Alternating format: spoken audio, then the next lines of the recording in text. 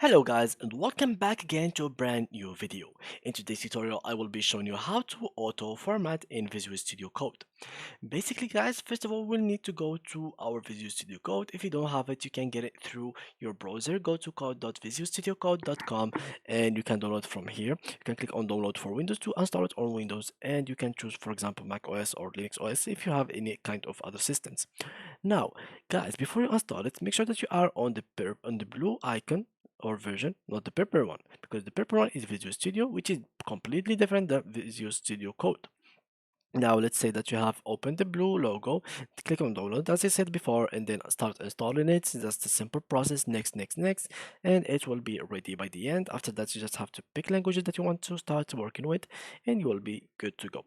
Now let's open it, and then to actually make an auto format, what you need to do is click on file and then go to preferences and then to settings.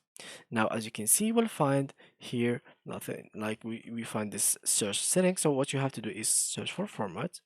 So as you can see here, and basically here you will find any single kind of formatting stuff that you want to do. So whatever format you want it to be by default, so you can change it from here. For example, here this format on paste. If you want it to be something like something you I don't know, you can change here, change this through this icon in here, format on save mode, file, modification, etc. Format on type, label format, etc. So there is bunch of formats here, as you can see, even in the languages, HTML, as you can see here, JavaScript, CSS, Java. It depends on whatever version of language you have. You will find the format of them, so you can edit them all with from here.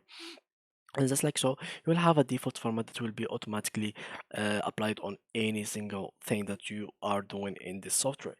So yeah guys, that was it to today's video. If you enjoyed, please leave a like and thank you for watching.